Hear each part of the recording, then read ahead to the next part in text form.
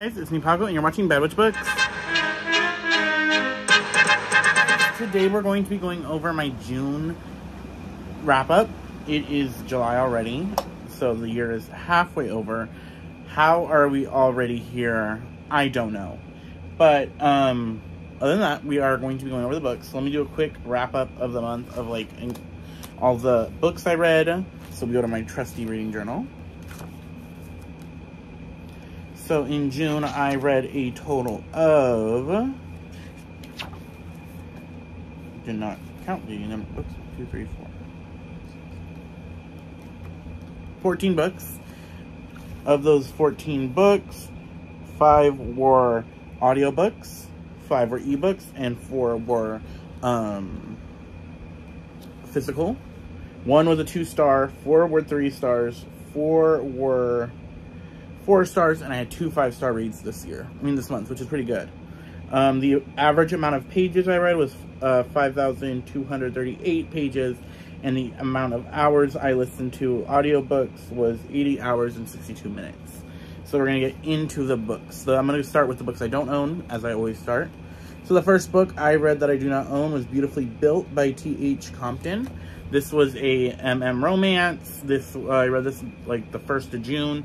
It was an ebook on Kindle Unlimited. This is about a chubby guy and a bar owner who also works as a bartender start a relationship. This dealt with a lot of the insecurities of our plus-size main character, and was one of the main issues of the book. I ended up giving this 3 stars. It was alright, enjoyable. Like the insecurities weren't too bad for me on this one. And the relationship was cute enough, so I enjoyed it. The next book I read was The Vanished Queen by Lisbeth Campbell. This was a book for Princess's Book Club, so her channel will be linked down below for her Royally Booked Book Club. And this book is about a revolution because the king is corrupt and the queen has been missing for some years, and he's just gotten like worse. And everybody is like, okay, we have to get rid of this king. And so it follows 3 main characters. The prince's son, a girl who finds the queen's journal of like what led to her disappearance, and a flashback to the queen, because you like read her descriptions. I only really cared about, this book probably might have been a 2-star, because I did not care much about it. If it wasn't for the queen's perspective, I really enjoyed her perspective. I'm very excited to talk about this as princess. This was a 3-star read, but I'm excited to talk about this on the day of the book club meeting. So the next book I read was Bishop by A.E Via. This is another romance. This is about a former inmate. He is he's been released from jail, and he falls in love, and he works at a lawn, he works for his father's lawn company after going to jail, and he is struggling with a lot of stuff. Like he can't read, and that was one of the issues that his ex kind of screwed him over a little bit, and so he has a lot of trauma on that. And he meets this guy who works at a lawyer company where he is working on the grounds, because he's does the the ground design and everything like that. I can't think of the name for that, but they meet and they end up falling for each other. I gave this 2 stars because it was legit 90% in until they started to sleep. Like they started actually fucking, or the smut started, the full-on smut, and it took too long because part of it was one of our other main characters was a virgin, and that plot line just went on way too long in my opinion. And like 300 pages of this book did not need to be necessary. It was a cute read, but I was really irritated by the end, and so I gave it 2 stars.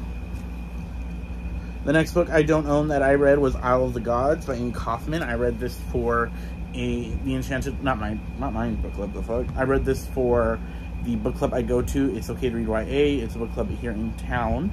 But this book is about a girl who she's a merchant, I guess is the right word. She works on a ship. Her father owns the ships or whatever, and she's basically tasked with having to take the crown prince to an island to make up offering to the goddess to stop a war, and shit happens. I enjoyed the stuff about the gods and the goddesses and the talk about religion, because one country had, like, they're fighting because of religion. I thought that was pretty interesting, and like the way the gods worked in this world was pretty cool. I might continue as a sequel just to see what happens, but other than that, it was a basic 3-star YA book. Like, nothing extremely like stood out to me besides the like deity talk. Next book I don't have that I read was Hardwood by K.M. Nurhood. This is a part of a series about a bunch of construction workers and their like romances. And this one, our guy construction worker, he is not in the he's in the closet. He is 40-something years old. He is divorced, and he's a single father, like co-parenting with his wife. Of course, they like share custody. And he ends up falling. He's so scared to go to a gay bar, because even though all of his friends are gay, because they are a part of this construction company, and so he is like scared to go into it, and so he eventually does go into the gay bar by himself, like a separate one that that his friends don't go to. And he meets a guy. Turns out it is his daughter's music teacher, and then they start a relationship. I thought this book was really cute until about halfway in, when the guy just wouldn't come out.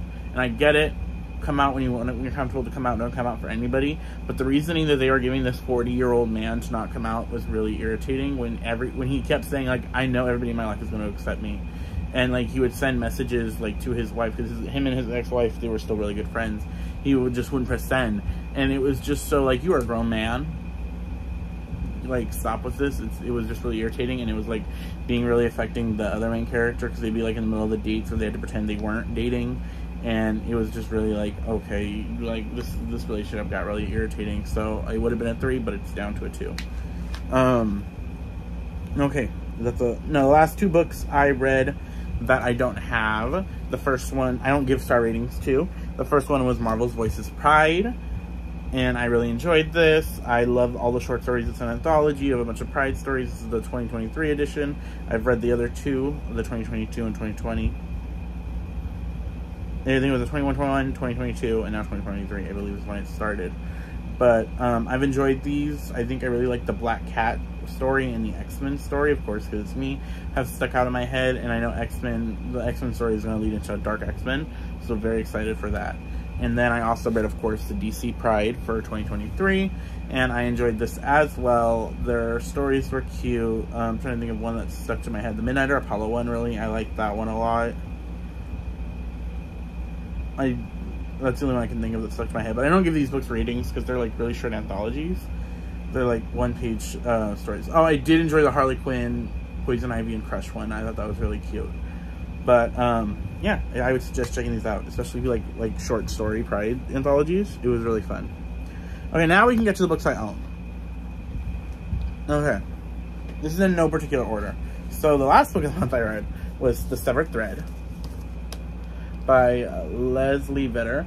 This is the sequel to The Bone Spindle, which The Bone Spindle is a Sleeping Beauty gender bent retelling with Indiana Jones vibes. And so this is the sequel, and shit happens. Very good. Really enjoyed this. I gave this like a 4 stars.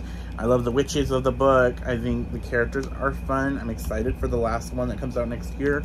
But I really enjoy this series. It's a fun, not like amazing, it's just fun series. And I enjoy this trilogy. So I am excited for book 3.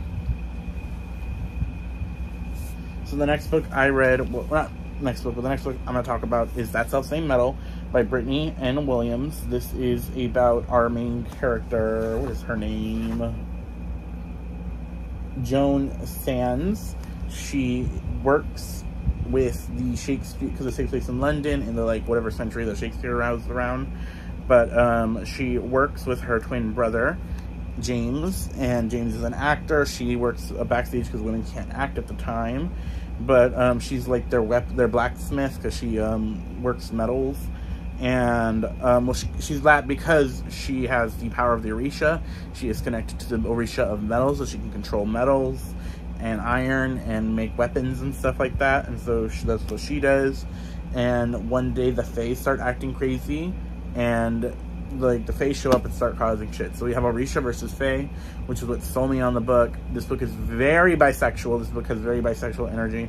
Like Joan, our main character, she has a crush on this one guy in her brother's play company, but she is like distracted by every beautiful girl she sees. And I love that for her. I love the raging bisexual energy in this book. It is so good. and I highly suggest. I like the spin on old Oberon, Titania, and Puck, so very excited to the next book. And of course, I'm so happy I got this book signed because I met the author. I'm glad to finally have read this. Next book I have is Jade War by Fonda Lee. This is the second book in the Green Moon saga.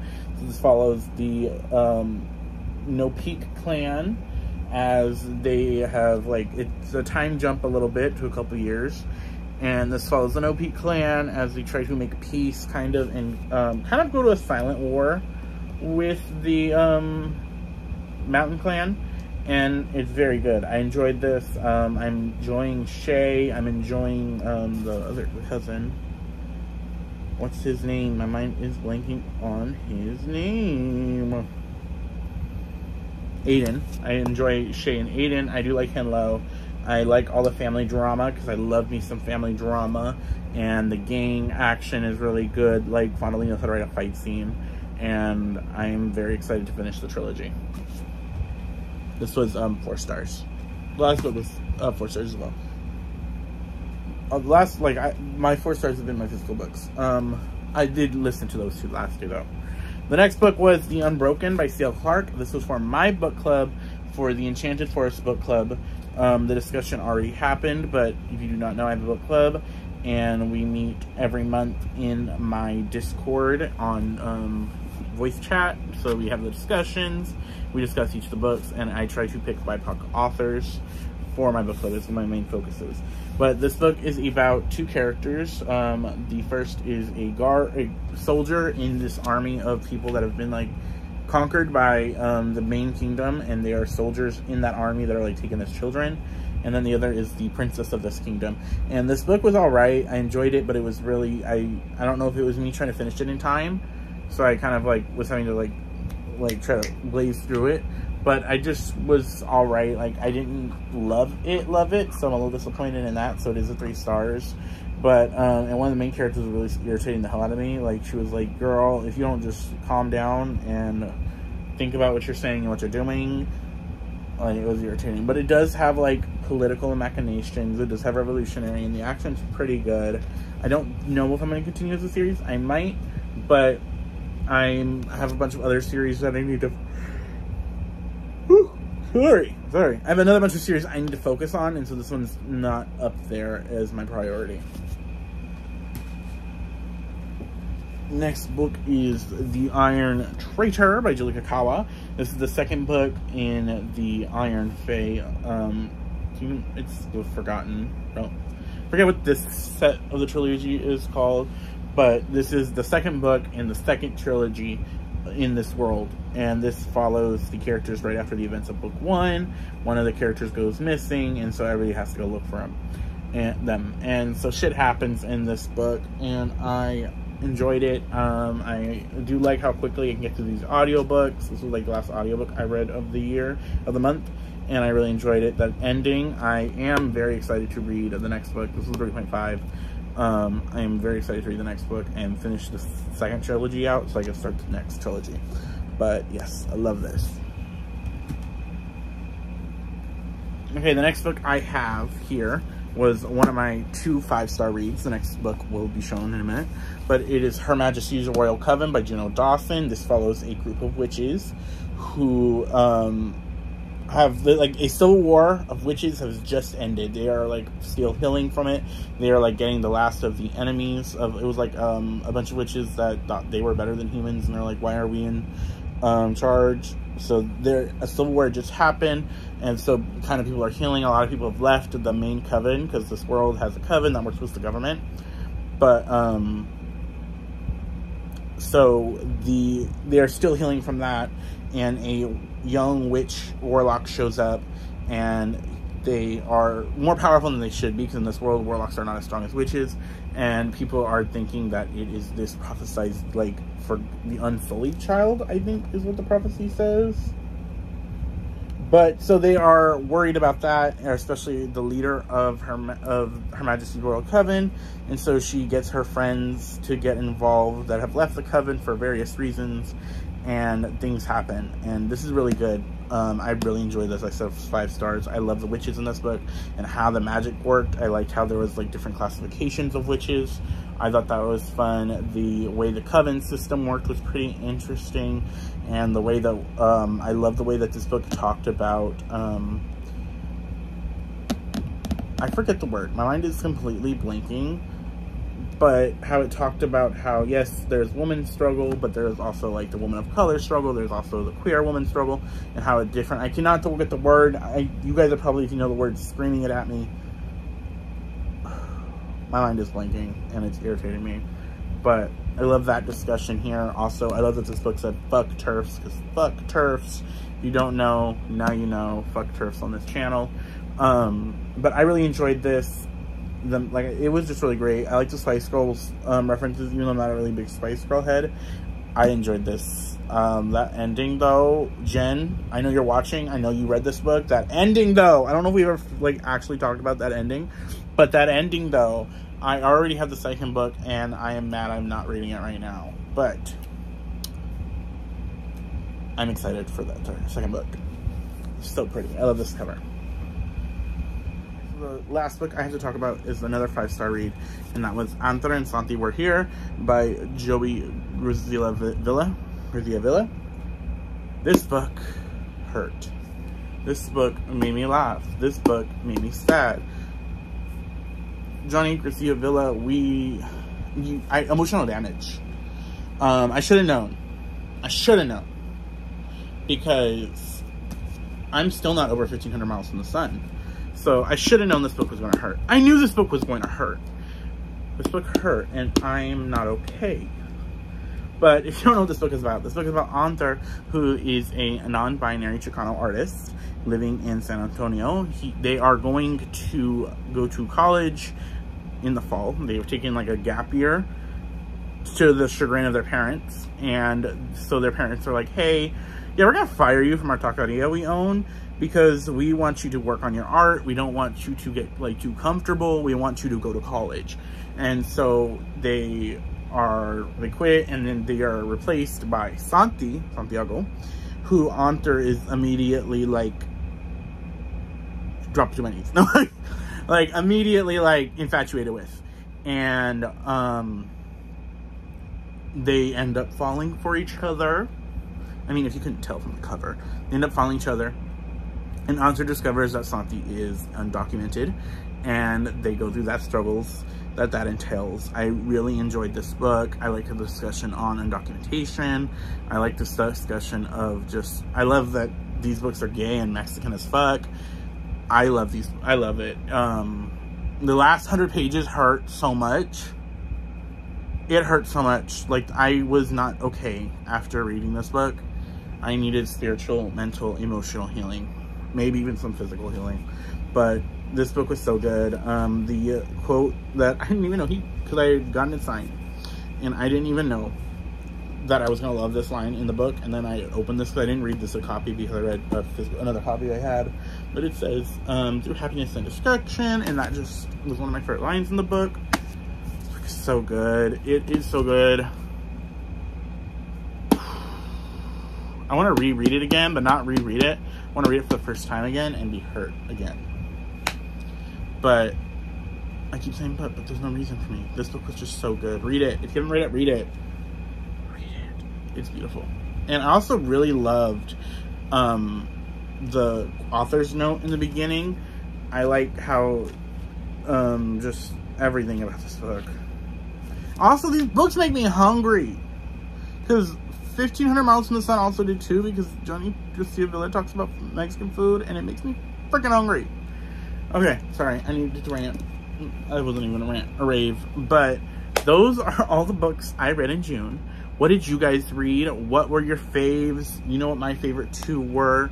How many books did you read? What, if you've read any of these books or you want to read any of these books, tell me down below. My description should have my links to all my shit. And I will see y'all later.